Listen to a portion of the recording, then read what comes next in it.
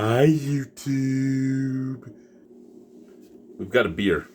We've got a beer from Victoria, BC. This is a beer from Lighthouse Brewing Company.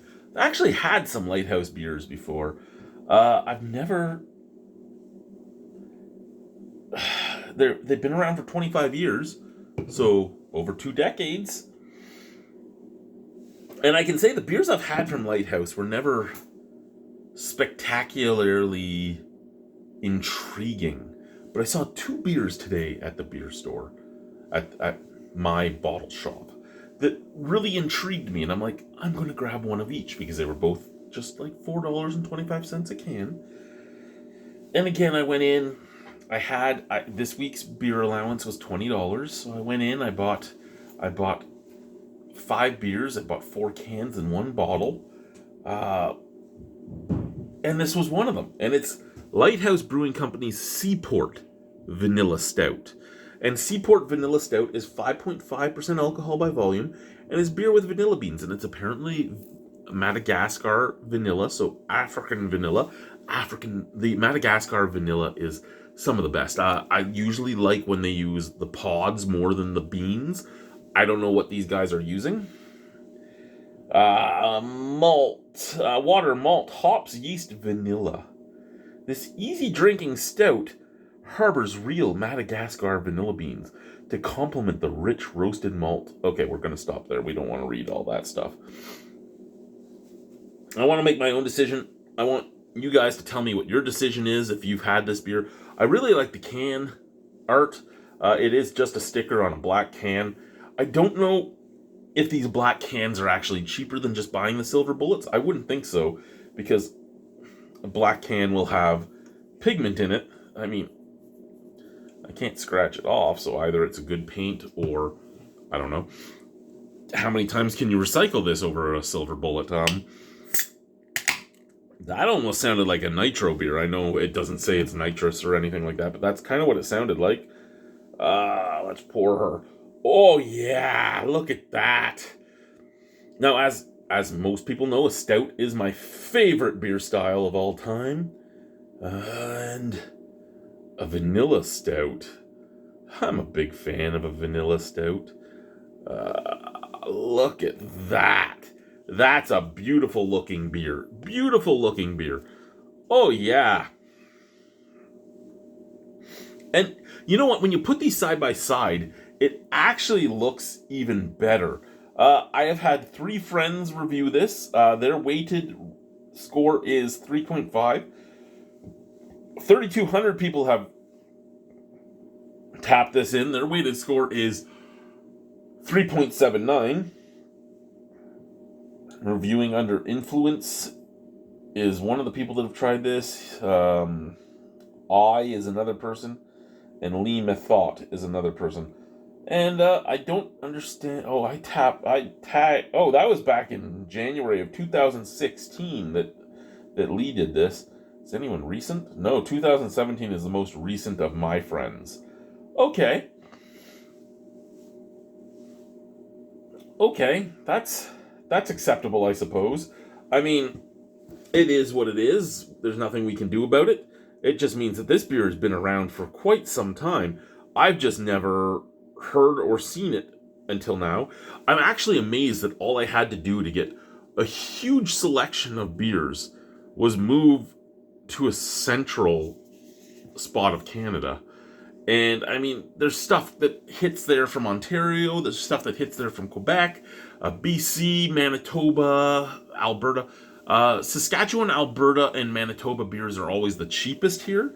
BC would be the next cheapest. Ontario and Quebec are the next cheapest, and then anything coming from outside of Canada is a lot higher in comparison to them. So I love the look. Let's give her a sniff. As black as the black blood of the earth. Yeah, my usual line, right? I'm really excited about this beer, but I'm not getting much on the nose out of the glass, at least out of the fluted mason jar.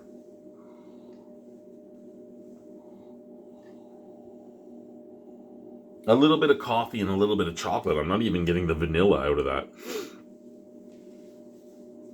Now, out of the can.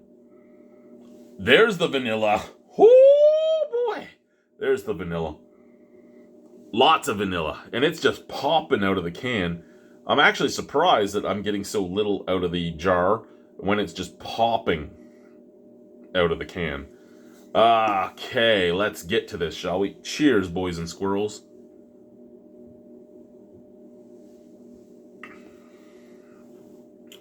Oh, that's very nice. Here's the problem with this, right? This is a very, very, very good beer. None of the flavors are all that intense, which makes it a more approachable beer.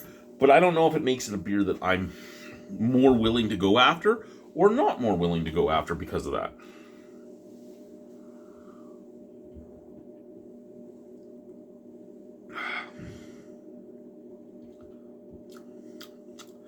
Chocolate. Beautiful chocolate. Soft, supple chocolate. Soft, supple coffee notes, both green and light roasted. Soft, supple vanilla that starts at the beginning as a nice sweet vanilla and just emanates back to the back into an almost neutral vanilla that mixes with the chocolate and the coffee. Tiniest touch of roastiness. Tiniest touch of almost a lactose sweetness. I know there's no lactose in this, but it's almost like a vanilla flavored mocha latte. It's vanilla mocha latte is what I would say. But everything is minute. It's not like it's a Starbucks Frappuccino or anything like that. It's more like you did a McDonald's McCafe one. You know, a little more muted, not so in your face, but more enjoyable because it's not so fucking sweet that it makes you go eee! Like Starbucks does.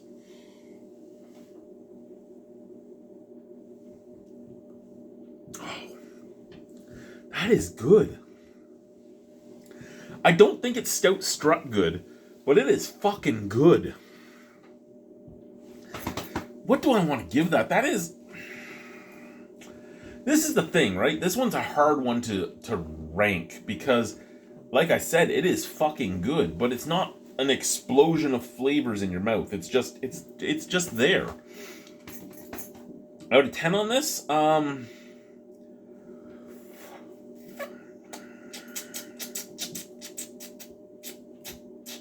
I'm going to give it an 8.5 out of 10. I actually really enjoy it. I actually think it's a top tier beer, but I think in top tier beer quality, it is quality over quantity for the flavor in that it is a more approachable vanilla stout than some vanilla stouts are out there because it's one of those beers where you shouldn't be afraid of the dark.